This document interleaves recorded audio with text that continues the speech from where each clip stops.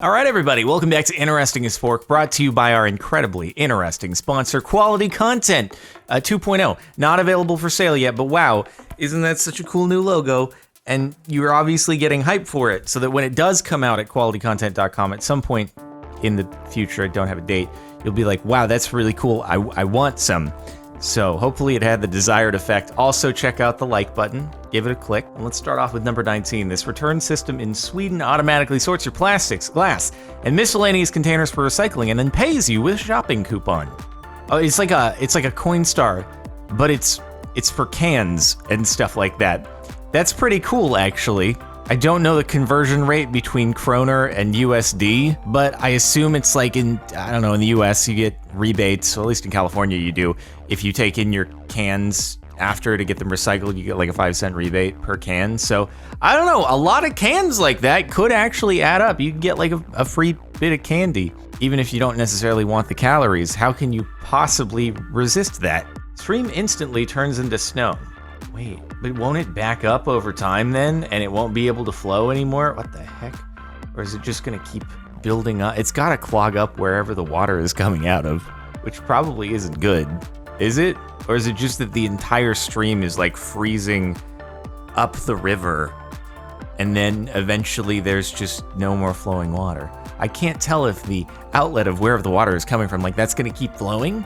Is it coming from somewhere insulated, or is it just that this is actually the process of the cold working its way up the stream until the stream doesn't flow anymore? How does it happen so quickly? I don't know, I guess there are videos of people like throwing the cups of liquid water out when it's really cold and it just immediately freezes into snow, but why is it working its way up? I don't get how that's pretty cool. This car wash installed water guns for the kids to play with while the cars are going through. That's right, kids. Do our job for us. We don't even pay you. You're gonna work for free and you're gonna think it's fun. But in reality, you're actually doing child labor, and we've tricked you into it. Our cunning plan is working. So far, the authorities haven't caught on to us, and hopefully they won't, because it's definitely a game. The kids, it's definitely not. We're not trying to exploit them to do work and target the hard-to-reach areas of dirt that otherwise the jets wouldn't have automatically gotten off, because the kids see, oh, I can extra focus that particular spot, and they actually do a great job at it, so it gets the cars cleaner, and our reviews have gone way up since this has happened, but hopefully no one catches on. In 1945, a group of Soviet schoolchildren presented a U.S. ambassador with a carved U.S. seal as a gesture of friendship. It hung in his office for 7 years before discovering it contained a listening device. Uh-oh. Well, that's problematic, isn't it? Surely these children wouldn't be giving me something nefarious. And on the other end, it's like, oh, they'll never suspect a thing. It was just a bunch of kiddos who were presenting this dude with something. Like, they'll be unable to turn it down. What are you gonna do? Turn down a bunch of kids? Like, hey, here you go, sir. We made you this really nice thing. Like, yeah, of course, I better take it. I don't want to make kids sad, even if diplomatically I'm not sure if this is the right thing to do. Guess I gotta hang it on my wall now, because there were some nice kids. I want to remember that moment. Oh god, it wasn't as nice as it seemed. I bet the kids didn't have any idea, but still. Oops. Making eye contact with a gray whale. Very ominous looking. How big is that eye? It's probably as big as my entire head. Oh my god, can you imagine? I bet their eyeball is literally the size of an entire human head. It'd be really cool if we could see underwater. Have you ever thought about that? Like, do fish see just as if we were wearing goggles underwater? I know a whale's not a fish, but you get the idea. Is it basically like they're wearing goggles and it's just human eyes suck and can't see underwater? And are there other land animals, like if you took a lion and you threw it in the water, which you probably wouldn't enjoy very much, would it be able to see underwater properly, or would it be all blurry and awful like when we open our eyes underwater? See, that's not fair. I want to be able to see. That'd be so cool if you didn't need goggles and stuff, man. Not fair. The oldest door still in use in Rome, cast in bronze for Emperor Hadrian's rebuilding. They date from about 115 AD. Each door is solid bronze, 7.5 feet wide and 25 feet high, yet so well balanced they can be pushed or pulled open easily by one person. That was a very, very long caption. Well, you're not gonna show me having the door opened easily by one person? You're just gonna show a photo? Person next to big door, am I supposed to just take your word for it that these doors move easily, that they have very well lubricated hinges? See, it's not about the door itself. It's about the hinge mechanism that would allow them to be pushed easily. The door is a lot. It's a lot of weight, all right? It's just, we should be more impressed by the engineering of however the mechanism is than the door itself. Also, though, how did they get it into place? There had to be a lot of people on that job. I bet that thing weighs a lot. But come on, give me a video of this thing, like someone just pushing it with a pinky finger or something and having it go. I can't believe this title just by you telling it to me. My mate took a photo of a soap bubble, and it is honestly too much. It looks kind of like a sleeve tattoo, actually. Just a very Gumby, flexible arm that doesn't have one joint. It's a cartoon character arm that just kind of curves. Are you telling me your friend just like casually just saw a bubble, happened to be dark out, and just like, a quick phone snap, and then this is what ended up with it? Nah, this looks like some like real professional studio setup with the intent of we're gonna capture a really cool photo of a bubble. In which case, I'm glad they were able to achieve their goal, but isn't it what you were expecting? It's pretty cool though. The CGI over 11 years, bro, it is actually like so crazy if you rewatch the original Toy Story. This is a horrible comparison because there's like, there's no pixels here, dude. I'm not sure if you're supposed to be showing me that the dog has aged, or if you're supposed to be showing me like how much more technical the CG has gotten from the first Toy Story to the most recent. This is just, yes, the dog has gotten older, but also like it is a really, really incredible progression since the original Toy Story to now, but you have like the Mandela effect when it comes to the original Toy Story. So if you watch the newest one, then it kind of, your brain fills in the gaps and you're like, oh, it must have just looked like that in the original. Then you go back and watch the original and you're like, oh my God.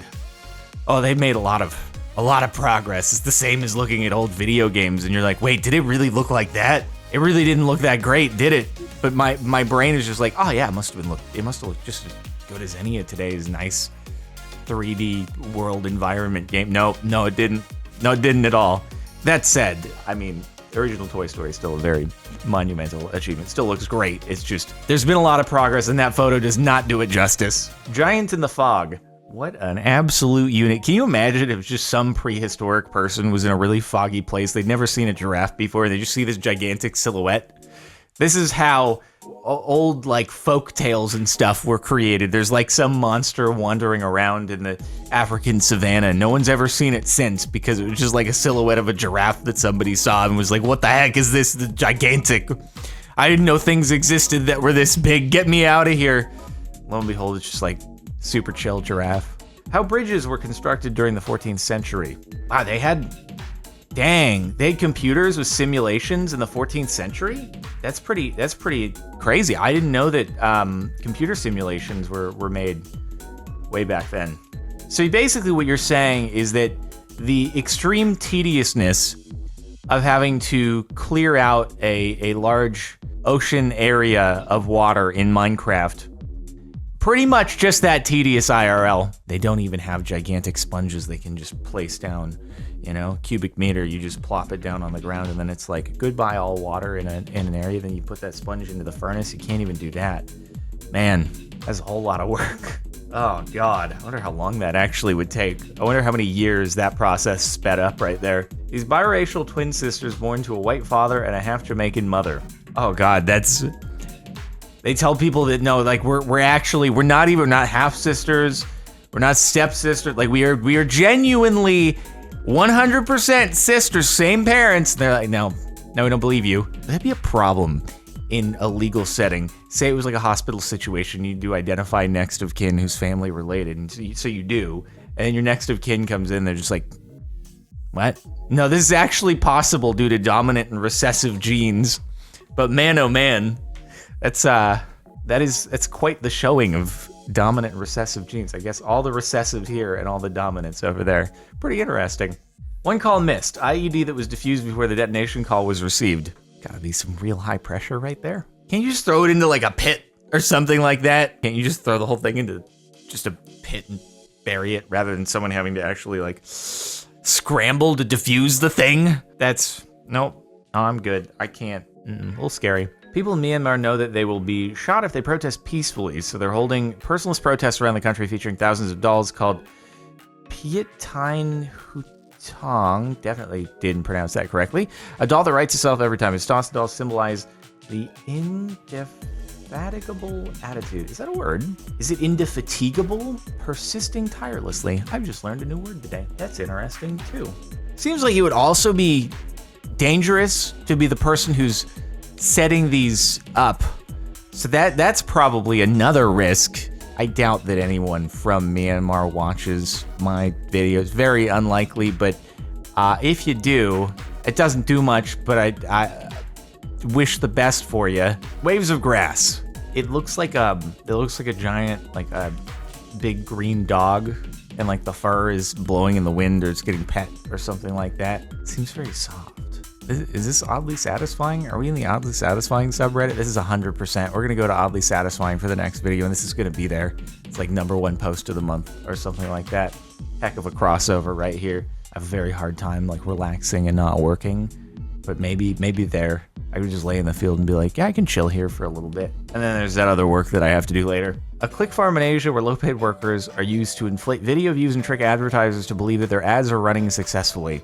You know, I've got to wonder what percentage of views on the internet are accounted for from services like these, and like how much can Google actually tell? How much do they know, but they obviously don't want to share that data publicly because it would devalue the advertisements that go on the platform? How many people out there who are reputable have done this at some point?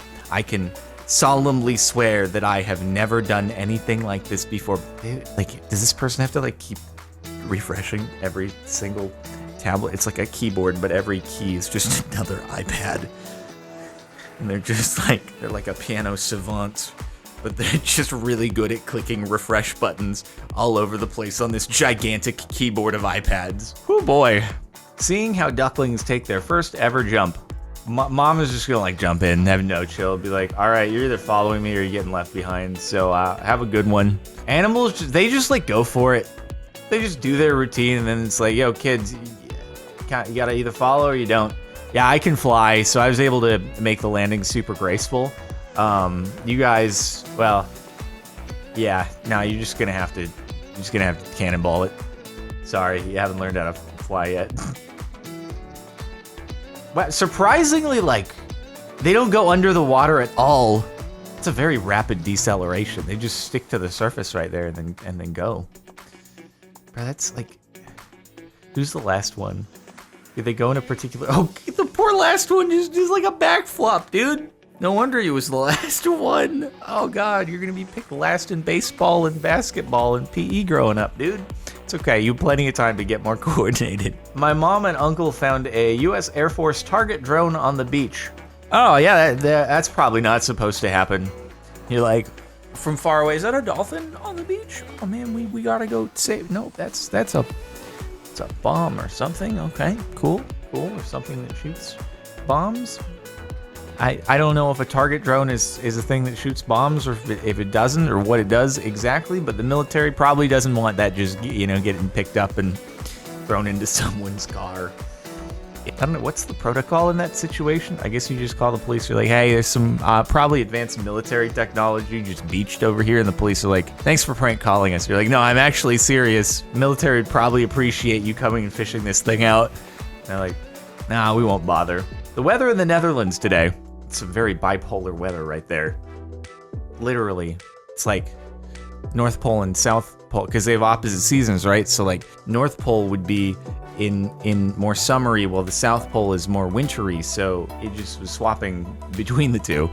Was it actually like really sunny, and then it just snows, and then it melts that quickly, and then it starts to snow again? I don't know that I could ever live in a place where it snows. I'm not snowboarding. It's just inconvenient to have to wear that many clothes if I just want to go outside for like 2 seconds, even if I wanted to take out the trash. I'm like, all right, gotta put on my 50 layers. Or you just live with it. I guess if you're taking out the trash, you're not gonna get hypothermia in 30 seconds, but unpleasant. Anyway, I didn't know it snowed in the Netherlands to begin with, but the more you know. All right, the top of the last month. In 1930, the Indiana Bell building was rotated 90 degrees. Over a month, the 22 million pound structure was moved 15 inches an hour. Although 600 employees still worked there, there was no interruption to gas, heat, electricity, water, sewage, or the telephone service they provided. No one inside felt it move.